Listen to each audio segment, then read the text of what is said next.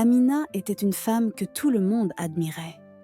Belle, intelligente et pleine de charme.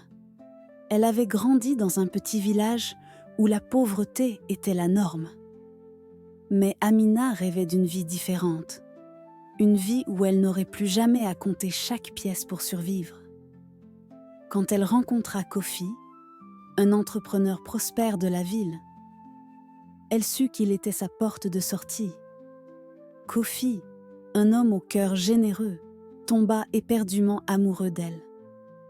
Ils se marièrent rapidement et Amina emménagea dans sa grande maison en périphérie de la ville.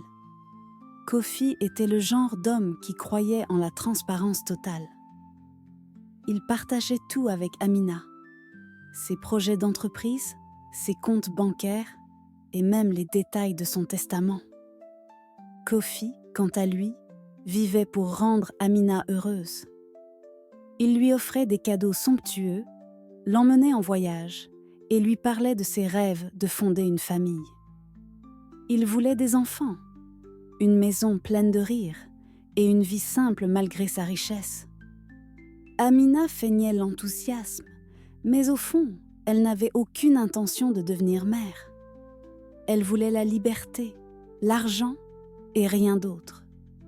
Chaque mot gentil de Kofi, chaque geste d'amour devenait pour elle une chaîne qu'elle devait briser. Le plan d'Amina était méticuleux. Elle avait lu des histoires de crimes parfaits et savait qu'un poison lent et indétectable serait la meilleure solution. Elle commença à en verser dans le thé de Kofi, un rituel qu'il aimait partager avec elle chaque matin. « Tu fais le meilleur thé, ma chérie », disait-il en souriant, ignorant que chaque gorgée le rapprochait de la mort.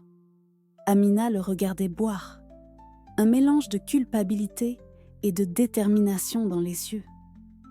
Au fil des semaines, Kofi devint plus faible. Il se plaignait de maux de tête, de vertiges et d'une fatigue qu'il ne comprenait pas. Amina jouait parfaitement le rôle de l'épouse inquiète, l'accompagnant chez le médecin, lui préparant des soupes et le rassurant. « Ce n'est rien, mon amour, juste le stress », murmurait-elle, tout en augmentant la dose de poison. Elle se disait qu'elle faisait ça pour une bonne raison, pour sa propre survie. Mais une partie d'elle pleurait en silence. Kofi, malgré sa faiblesse, continuait de travailler dur. Il voulait laisser un héritage à Amina, une sécurité financière pour l'avenir. Il lui parlait souvent de ses projets philanthropiques, comme la construction d'une école pour les enfants défavorisés de son village natal. « C'est important de redonner, Amina », disait-il, ses yeux brillants d'espoir. Ces mots la touchaient, mais elle les repoussait. Elle ne voulait pas penser à la bonté de Kofi. Cela rendait son plan encore plus difficile à exécuter. Un soir, alors que Kofi s'effondrait sur leur lit, incapable de se lever, Amina sut que le moment était venu. Elle versa une dose mortelle dans son thé et quelques heures plus tard, Kofi rendit son dernier souffle. Elle appela les secours, jouant la veuve éplorée, ses larmes semblant sincères aux yeux de tous. Les médecins conclurent à une crise cardiaque et personne ne soupçonna quoi que ce soit. Amina hérita de tout. La maison, les comptes, les entreprises. Les funérailles de Kofi furent un moment de grande tristesse pour tous ceux qui le connaissaient. Ses amis, sa famille et même ses employés pleuraient un homme qu'il décrivait comme un modèle de générosité. Amina, vêtue de noir, pleurait aussi, mais ses larmes étaient un mélange de peur et de culpabilité. Elle ne pouvait s'empêcher de repenser aux derniers mots de Kofi. « Je t'aime, Amina.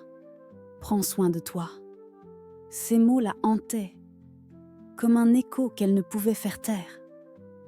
Les jours qui suivirent, Amina tenta de se plonger dans sa nouvelle vie. Elle dépensa sans compter, achetant des vêtements de luxe, organisant des fêtes et voyageant à l'étranger. Mais chaque nuit, elle était réveillée par des bruits étranges, des craquements, des chuchotements et une sensation glaciale qui envahissait sa chambre. Elle allumait toutes les lumières, vérifiait les fenêtres, mais ne trouvait rien. Pourtant, elle savait que quelque chose n'allait pas. Une nuit, alors qu'elle se regardait dans le miroir de sa salle de bain, elle vit une ombre derrière elle. Elle se retourna, le cœur battant, mais il n'y avait rien. Puis, un murmure résonna dans la pièce. « Amina !» Pourquoi ? Elle reconnut immédiatement la voix de Kofi, douce mais empreinte de tristesse. Elle hurla, laissant tomber son peigne, et courut se cacher sous ses couvertures. Mais le murmure persistait, comme un reproche qu'elle ne pouvait ignorer. Amina tenta de se convaincre que c'était son imagination. Elle se répétait qu'elle avait réussi, qu'elle était libre, que Kofi était parti pour toujours. Mais au fond d'elle, elle savait la vérité. Kofi n'était pas vraiment parti. Son esprit, trahi et brisé, était revenu pour demander justice.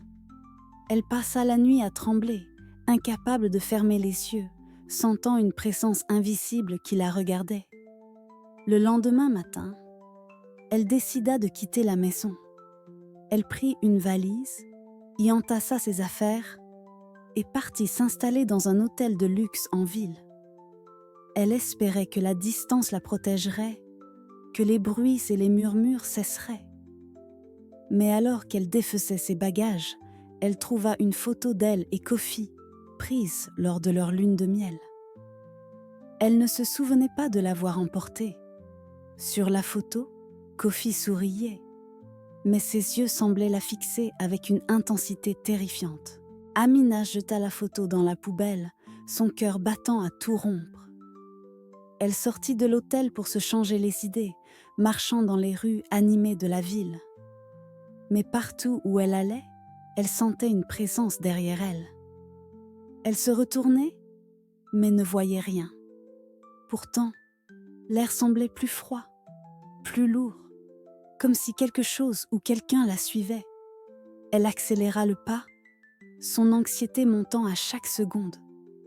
Ce jour-là, alors qu'elle courait pour échapper à cette sensation, elle aperçut quelque chose qui la fit s'arrêter net. À quelques mètres d'elle, un squelette se tenait debout, immobile.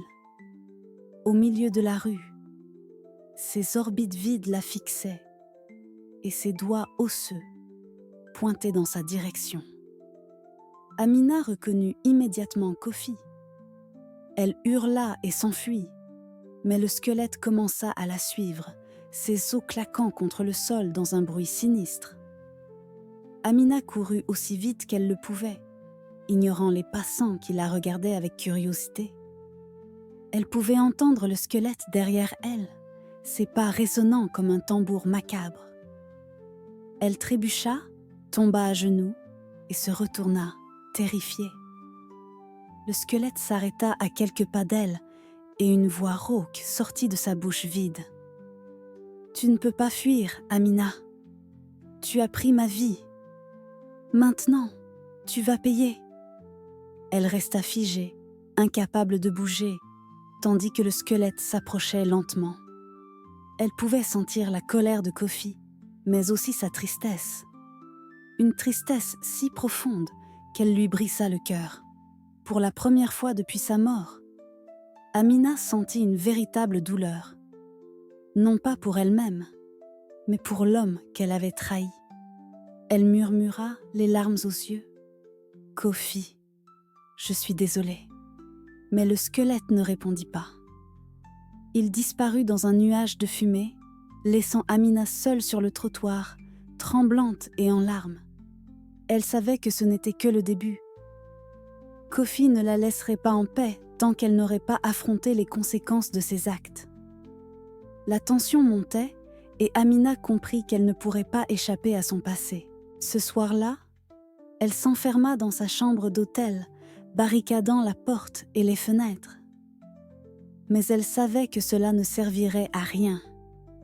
Kofi était là, partout et nulle part à la fois. Un esprit vengeur qui ne trouverait la paix que lorsqu'elle aurait payé pour son crime. Elle passa la nuit à pleurer, repensant à la vie qu'elle avait détruite et à l'amour qu'elle avait rejeté pour de l'argent. La leçon était claire, mais Amina n'était pas encore prête à l'accepter. L'égoïsme l'avait menée jusqu'ici, et maintenant, elle devait en assumer les conséquences. Mais une petite lueur d'espoir subsistait en elle. Peut-être, juste peut-être, pourrait-elle trouver un moyen de se racheter.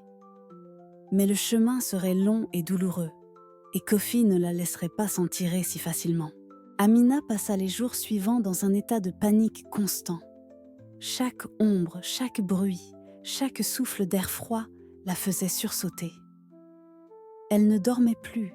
Ses nuits étaient hantées par des visions de Kofi, tantôt sous forme humaine, tantôt sous forme de squelette. Elle voyait son visage dans ses rêves. Un visage qui passait de la tendresse à la colère en un instant. « Pourquoi, Amina ?» murmurait-il, sa voix résonnant dans son esprit comme un écho sans fin. Elle tenta de se distraire en dépensant l'argent de Kofi. Elle acheta une nouvelle voiture, des robes de créateur et réserva un voyage aux Maldives. Si je vis la vie dont j'ai toujours rêvé, peut-être que ça disparaîtra, se disait-elle. Mais chaque achat, chaque luxe, ne faisait qu'amplifier sa culpabilité.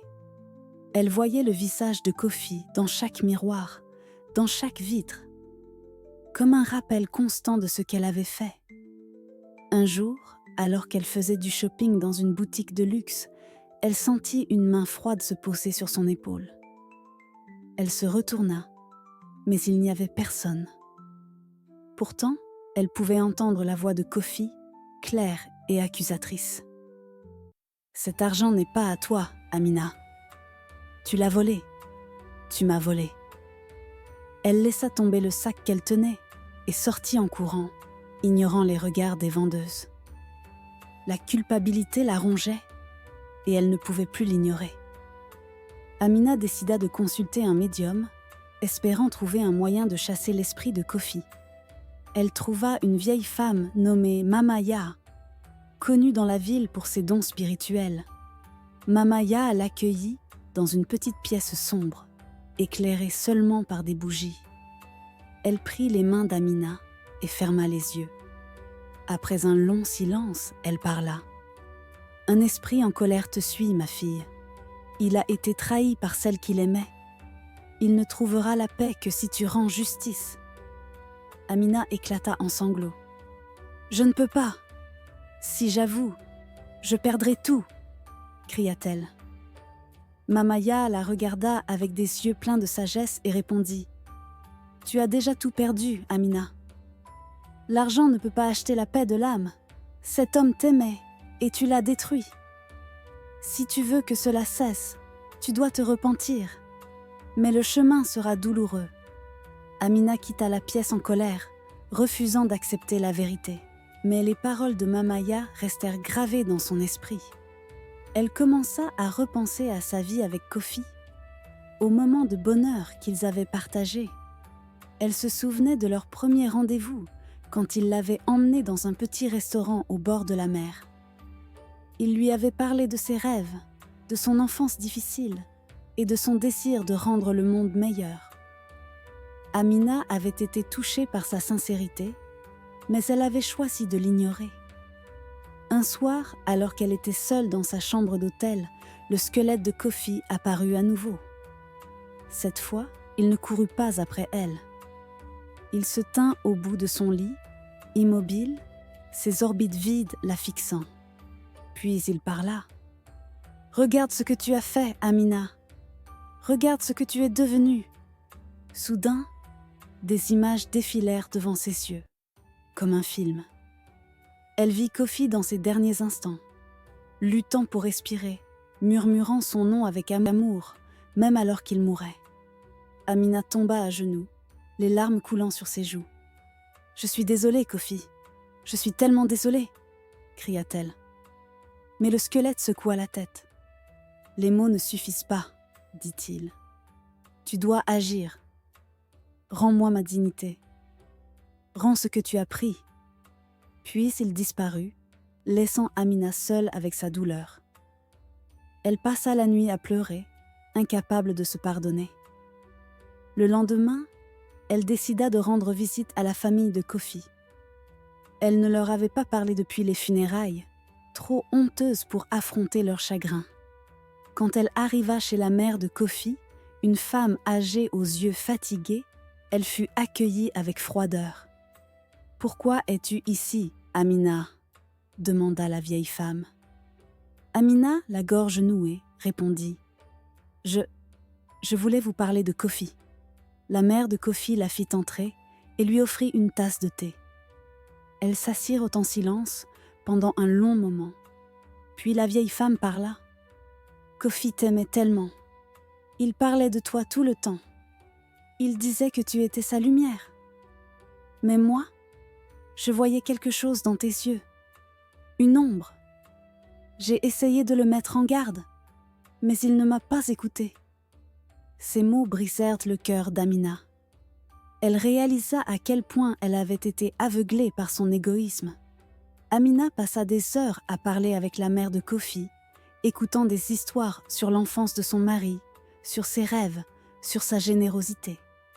Elle apprit qu'il avait prévu de construire un orphelinat avec une partie de sa fortune.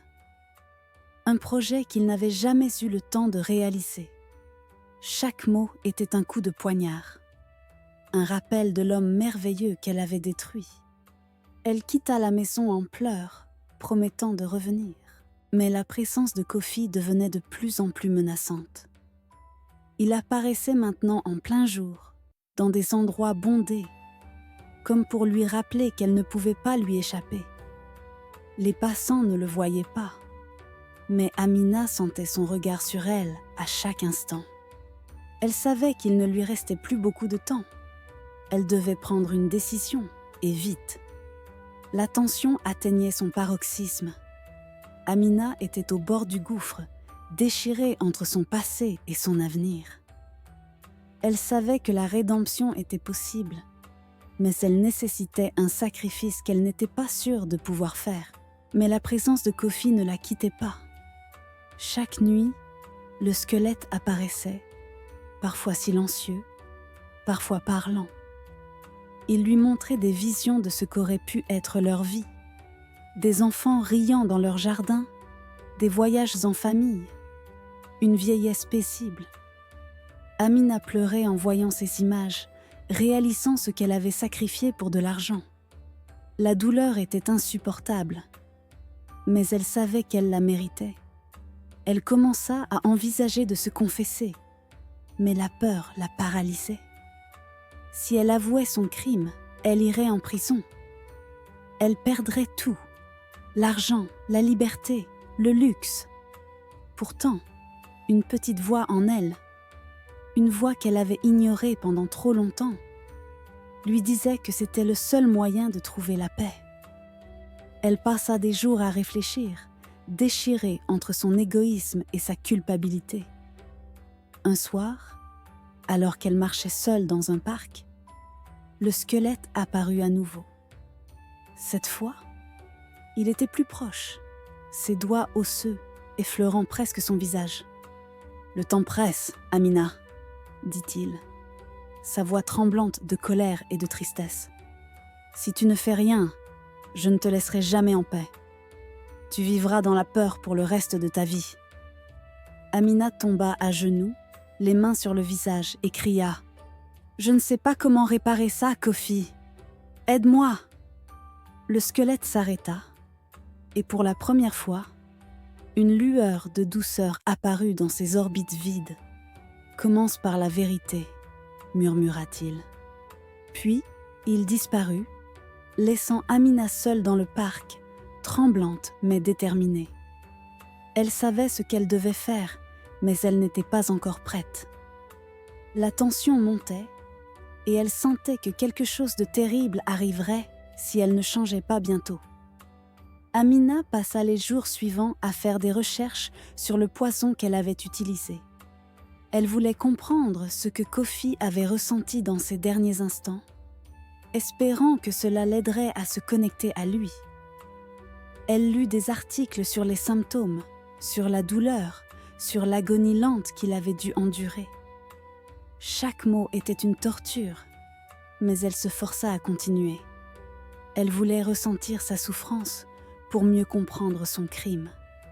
Elle commença également à écrire des lettres à Kofi, des lettres qu'elle ne posterait jamais.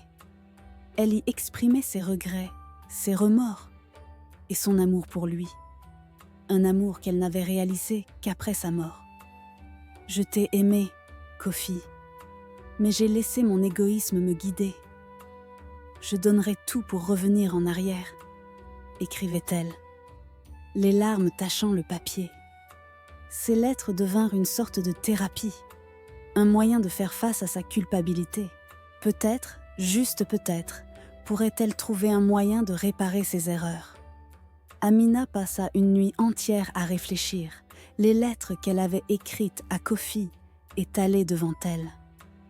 Elle relut chaque mot, chaque aveu, et pour la première fois, elle sentit une véritable envie de changer. Elle ne pouvait pas ramener Kofi à la vie, mais elle pouvait honorer sa mémoire. Elle prit une profonde inspiration et décida de faire ce qu'elle aurait dû faire dès le début, dire la vérité. Le lendemain matin, elle se rendit au commissariat. Tremblante, elle demanda à parler à un inspecteur et confessa tout. Le poison, le meurtre, son égoïsme. Les mots sortaient difficilement, mais une fois qu'elle eut commencé, elle ne pouvait plus s'arrêter. Elle pleura en racontant comment elle avait trahi l'homme qui l'aimait, comment elle avait laissé la cupidité détruire sa vie. L'inspecteur l'écouta en silence, puis la plaça en garde à vue. L'enquête fut rouverte et des tests confirmèrent la présence de poison dans le corps de Kofi. Amina fut jugée pour meurtre. Lors du procès, elle ne chercha pas à se défendre. Elle plaida coupable, demandant seulement une chance de parler. Devant le tribunal, elle raconta son histoire, non pas pour se faire pardonner, mais pour que son expérience serve de leçon à d'autres. « L'égoïsme m'a détruite, » dit-elle, la voix brisée. « J'ai pris la vie d'un homme bon pour de l'argent, et maintenant, je paie le prix. » Amina fut condamnée à une longue peine de prison, mais elle accepta sa sentence avec une étrange sérénité. Avant d'entrer en prison, elle fit don de toute la fortune de Kofi à des œuvres de charité, notamment pour construire l'orphelinat dont il avait toujours rêvé. Elle demanda que l'établissement porte son nom pour que son héritage vive à travers les enfants qui l'aideraient. Pour la première fois depuis des mois, elle sentit une paix intérieure. En prison, Amina commença à écrire un livre sur son histoire. Elle y raconta tout, son enfance difficile, son mariage avec Kofi, son crime et sa rédemption. Elle voulait que son histoire serve d'avertissement pour les femmes tentées par la cupidité, mais aussi pour les hommes, leur rappelant l'importance de la prudence dans les relations. Kofi m'a tout donné et j'ai utilisé sa confiance contre lui, écrivit-elle. Messieurs, aimez, mais soyez prudents. Ne partagez pas tout sans réfléchir. Le livre d'Amina devint un best-seller. Les gens étaient touchés par sa sincérité, par sa douleur et par les leçons qu'elle tirait de son expérience. Beaucoup de lecteurs écrivirent à Amina pour lui dire que son histoire les avait inspirés à changer leur propre vie, à être plus généreux, plus honnêtes. Amina pleura en lisant ces lettres, réalisant que, même derrière les barreaux, elle pouvait faire une différence. Un soir, alors qu'elle était dans sa cellule, le squelette de Kofi apparut une dernière fois. Mais cette fois, il n'était pas menaçant. Il se tenait devant elle, immobile, et une lueur douce brillait dans ses orbites. « Tu as fait ce qu'il fallait, Amina, » murmura-t-il. « Je peux maintenant reposer en paix. » Puis, il tendit une main osseuse vers elle, et Amina sentit une chaleur étrange l'envahir. Quand elle rouvrit les yeux, il avait disparu. Amina passa le reste de sa vie en prison, mais elle ne se sentit jamais seule. Elle savait que Kofi l'avait pardonnée, et cette pensée lui donnait la force de continuer. Elle organisa des ateliers d'écriture pour les autres détenus, les encourageant à raconter leurs propres histoires. Elle devint une figure d'espoir, une femme qui avait transformé sa douleur en quelque chose de beau. Des années plus tard, l'orphelinat Kofi fut inauguré.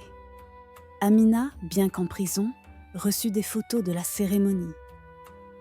Elle pleura en voyant les enfants courir joyeusement dans la cour, portant des uniformes neufs, riant sous le soleil.